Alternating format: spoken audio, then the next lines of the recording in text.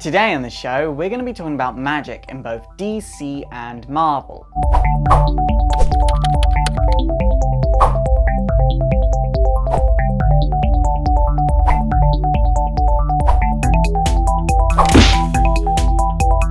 So magic, it's something that's very prominent in both DC and Marvel, and no two characters ever seem to use the same type of magic. Like, you'd never mistake Raven for Clarion, and you'd never mistake Pixie for Wiccan.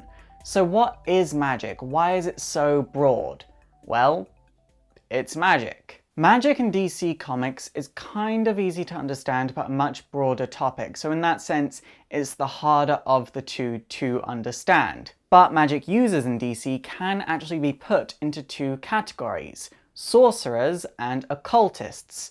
Now we're going to start with sorcerers. Sorcerers are just people that are born with magic in their blood. In fact, it doesn't even need to be people, it can be any beings. These beings include Zatanna, Aquaman, the Endless, the Olympians, not even mentioning the wizard Shazam. So how can you be born with magic in your blood? Well, first off, you could be an Endless, which makes you the living embodiment of a concept such as death, dream, or destruction, which isn't easy to be. You could also be an Atlantean, but that doesn't really appeal to me personally, so I would rather be a Homo-Magi.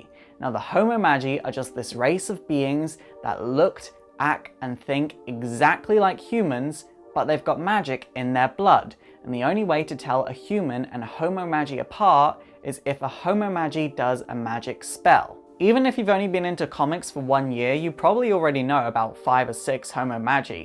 The most prominent one is probably Zatanna Zatara. I did a history of the Homo-Magi quite a while ago. It's not my best history video, but all the information you need is in that video. So if you want more information about that race, go and check that out. So what about regular humans that use magic? Well, there's actually 2 ways for regular humans to use magic. Number 1 is the easiest way, which is to get a magical item.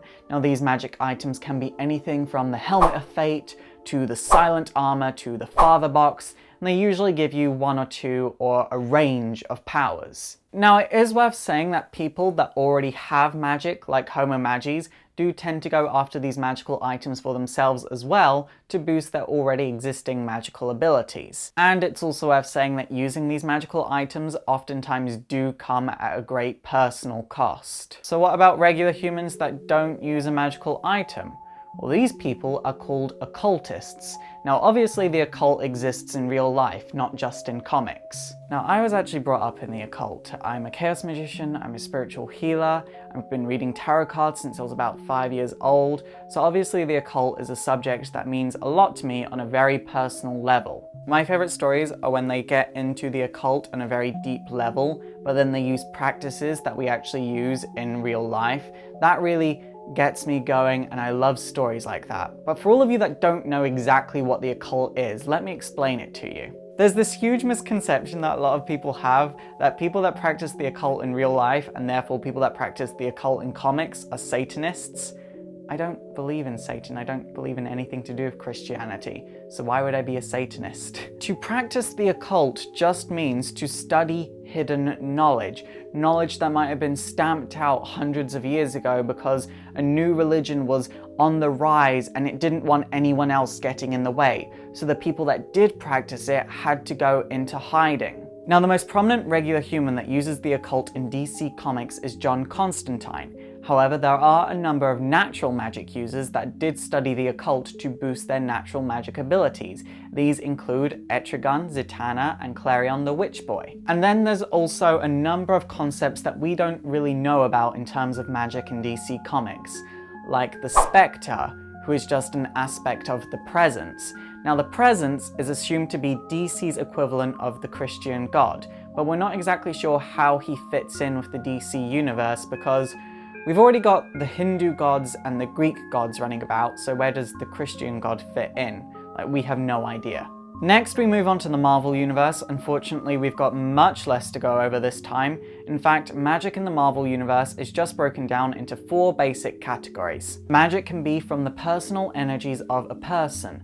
This just means charging your spiritual energy or your life energy into your desired outcome. Generally, this involves stuff like contacting people with your mind, or moving objects with your mind, or astral projecting. You know, kind of a bit like being a psychic mutant without actually having to be a mutant. Then there's the universal cosmic energy, which comes directly from the cosmic being eternity, and this includes stuff like teleportation or using magic energy for offense, like generating lightning bolts, and characters that use this include Scarlet Witch and Wiccan. Then there's extra-dimensional magic energy, which basically means you use magic, but the magic is powered by another universe or another dimension. Oftentimes this means the magic can be a lot more powerful or a lot more weak, but usually if you're in the dimension that your magic comes from, your magic is a lot more powerful. An example of a character that uses magic from another dimension is actually Pixie. You see, when she was relatively young, she was already with the X-Men by this point, but was still very young, she was taken to Limbo, and part of her soul was taken away, and where that soul once was filled up with black magic. Meaning, all of her magic energy comes from Limbo, not from eternity. Then there's obviously magic items, and this includes stuff like Thor's hammer, the Orb of Ra, or stuff like the Soul Dagger or Soul Sword. I find that magic items in the Marvel Universe aren't as intricate and fleshed out as the ones in the DC Universe, but that's okay because the Marvel Universe is always reality plus its own set of rules, whereas the DC Universe abandoned reality a long time ago. It's by looking at these concepts like the multiverse and magic that you can really see that Marvel is just reality plus its own ideas, and DC really did abandon reality. Now, neither one of these is better than the other. Both of these are amazing ways at telling stories, and we should love them both. By having these two totally different ways in telling stories, it just allows writers to do what they do best. And isn't that what we really want to see? It's super effective!